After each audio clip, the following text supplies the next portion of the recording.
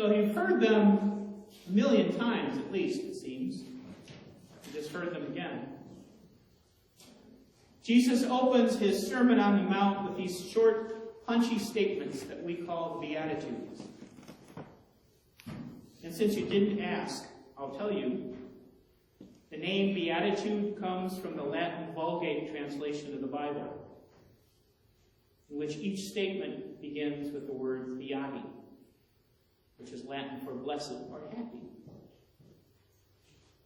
At which point I think we should be glad that they're not known by the original Greek word in which the Gospels were written, because the Greek word is makarios, and that just sounds like either a Greek shipping tycoon or a Bond villain. But as we look at this today, I want to dig into the Sermon on the Mount a little bit more. We're going to look at it actually over the next couple of weeks, because there's so much there, and it is such a well-known and important part of our Christian heritage that I think it deserves a little deeper treatment. So I think to appreciate the sermon in general and the Beatitudes in particular, starting off with some background is going to be helpful. First, there's the Gospel of Matthew itself. What do we know about it? Well, we know it wasn't written by the Matthew, the tax collector. That's an attribution that was only made sometime in the 2nd century. Before that, it was not attributed to him at all. And that was well after the original Matthew would have been dead. But it may have been written by one of his disciples, because the disciples of Jesus, as they began to spread the word, each had their own followers. So it is possible that one of his followers wrote the gospel and then attributed it to his teacher. That was not unusual at the time. And though it comes first when we look at the New Testament, we're pretty sure that the Gospel of Matthew was actually probably the 3rd gospel written after Mark and Luke. We know Mark was first, and we can be pretty sure Luke was second. Based on internal and external information, we know that the Gospel of Matthew was written sometime after 70 A.D., which is when the Romans destroyed the temple. And we know that because there are veiled references that Matthew makes to the destruction of the temple. So that gives us an earliest possible date of around 70 or shortly thereafter. And we know that it wasn't written any later than 100 A.D., because there are references, there are quotes actually from the Gospel of Matthew in an early 2nd century Christian document called the Didache, which was very early 100s. So we have basically a 25-year window for when the Gospel of Matthew would have been written, somewhere between 75 and 100 AD. Now, I've already kind of hinted at it, but if you're hip to the history of Palestine at that time, that'll help you understand where Matthew was coming from when he started to write his gospel. Because Matthew was coming from a place of deep pain. In 66 AD, the Jewish people had had enough of Roman rule. They rebelled against the Romans, and they threw them out. They took back Jerusalem. They took back their territory. And for a few years, they were pretty successful. They enjoyed freedom of a sort.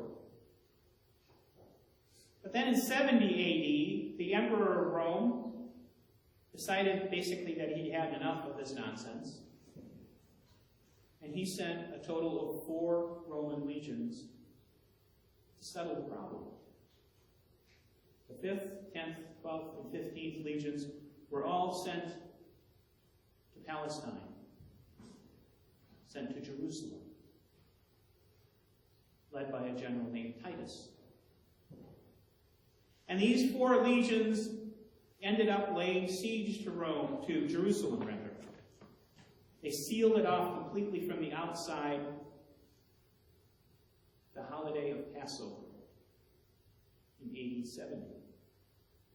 Now, sealing it off at this time was a brilliant tactical move because the population of Jerusalem typically doubled at Passover. Because Passover was one of those holidays where anybody who could went to Jerusalem to worship. From the Roman standpoint, that meant they had twice as many people penned up in the city. That meant there were twice as many people clamoring for food once the markets were empty. That meant there were twice as many starving children, twice as many desperate parents. It was great from the Roman standpoint. And it was horror from inside the walls of Jerusalem. But even so, it took 4 months for the city to fall. It took 4 months of increasing desperation and fear. The dawning realization that no help was coming. For them, the dawning realization that the God they worshipped in the temple was not going to pull them out of this mess. Finally, after 4 months, the Roman legions forced their way into the city. And the soldiers just poured in. And they did what soldiers tended to do after a long siege. The Jewish historian Josephus claimed that there were over 1 million civilian dead after the city fell. Now, modern historians point to that figure and say, probably not, because the entire population of that region was somewhere around 1 million to 1.5 million. But nobody doubts that tens of thousands of civilians died when Jerusalem fell. And we know from the Roman accounts that almost 100,000 residents of Jerusalem were taken into captivity and sold into slavery. Many of them eventually died as gladiators, or gladiator fodder at least. And to top all this off, despite orders from General Titus, the great temple itself, the living, beating heart of the Jewish faith, was burned. It was burned, and whatever was left standing after that was torn down. It was a destruction so thorough that debris from the old temple was still being found in a garbage dump at the foot of the Temple Mount 2,000 years later. And the only remaining vestige of the entire complex was the western wall, what we commonly know as the Wailing Wall. Everything else was gone. It was typical Roman behavior. If they believed anything worth doing was worth overdoing. It was a level of destruction that was calculated to crush the heart and soul of the Jewish people, who would never again worship at the temple of their ancestors. They would never again be able to make a sacrifice at the very spot where tradition said Abraham proved his faith by offering to sacrifice his son. They would never again stand in the place where God himself, it was said, resided when he came to earth.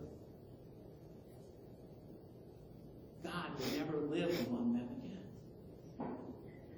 It was a national trauma.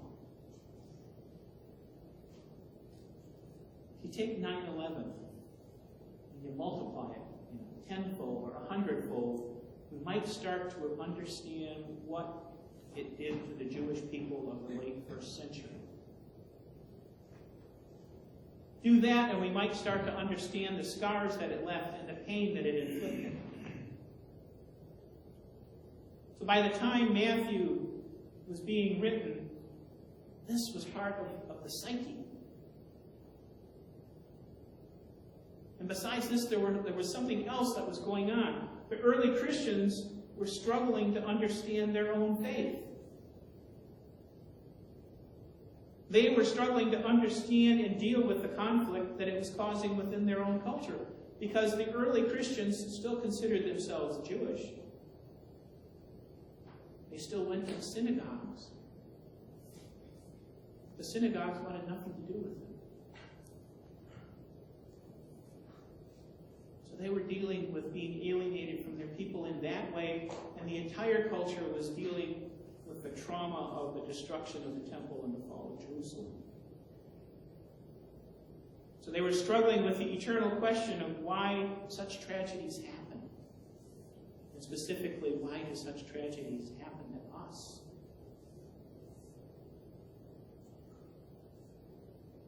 And in part, the Gospel of Matthew was an answer to that. The Gospel points to the idea that this particular tragedy happened because the people of Israel had lost their faith. They were no longer righteous. The people and the nation had failed to live righteously, and the destruction of the temple was the direct result of their failure. It was, in a real sense, an act of judgment from God carried out by the pagan Romans. And that is why righteousness as a theme, or righteousness as an issue, figures so prominently in Matthew's writings. It was precisely because they had seen such a spectacular failure of righteousness just in the last generation. That's a quick look at the Gospel of Matthew, an overview. About the Beatitudes, what started us all. The one thing that we see prominently in the Beatitudes, these first 12 verses of the Sermon on the Mount, is the state of the people whom Jesus is saying are blessed. What do we have? Poor in spirit, those who mourn, those who hunger and thirst for righteousness, those who are merciful and pure, those who are peacemakers, those who are persecuted for righteousness' sake, those who are reviled for their own faith, those who are faithful to Torah, the law handed down by Moses over 1,000 years before. That's who the Beatitudes are directed to.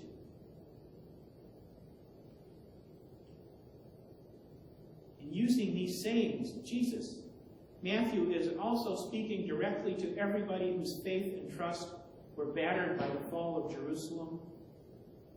And he's also speaking to those early Christians who kept the law, who kept their righteousness by believing that Jesus' ministry, death, and resurrection fulfilled the law.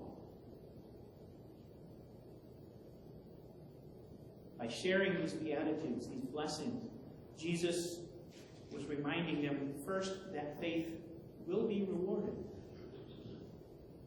No matter what heartbreak they endure at the hands of a cruel and indifferent world, if they hold on to their righteousness, if they hold on to their faith and set aside the distractions of a world that is trying to pull them away, they will be rewarded.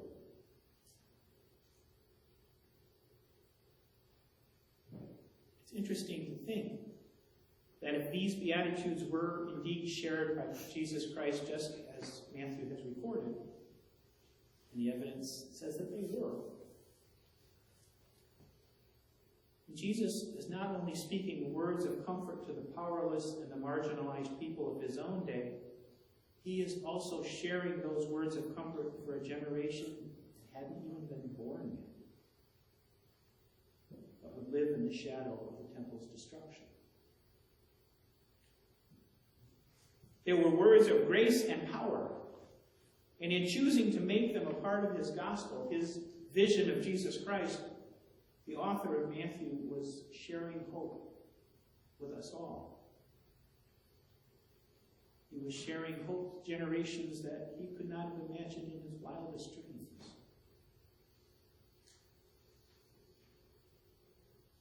One last thing. We should note that the Beatitudes are actually in two parts. The first, verses 3 to 6, are a reassurance for those who are powerless and hungry, struggling. It's a promise to them that the kingdom of heaven will bring about a reversal. A promise that there will be a change in the balance. And actually that change is already underway with the ministry of Jesus. Jesus who was there performing signs and wonders, feeding the multitudes, healing the sick.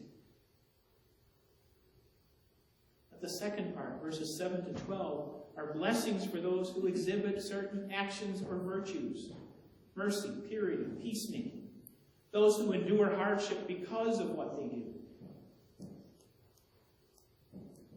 And that makes these blessings even more relevant and powerful across the ages. The first set of Beatitudes reminds us that as followers of Christ, our worth and happiness are not bound to material things. It's not the stuff that makes us happy. It's the immaterial blessings that will come. Blessings of the heart and soul. That's where our blessings actually lie. And the second set of Beatitudes reminds us that blessings are also bound to a willingness to live lives of grace and mercy, peace and justice. Not because we seek to be blessed, but because we are already blessed by the grace of God and the presence of Jesus Christ in our lives.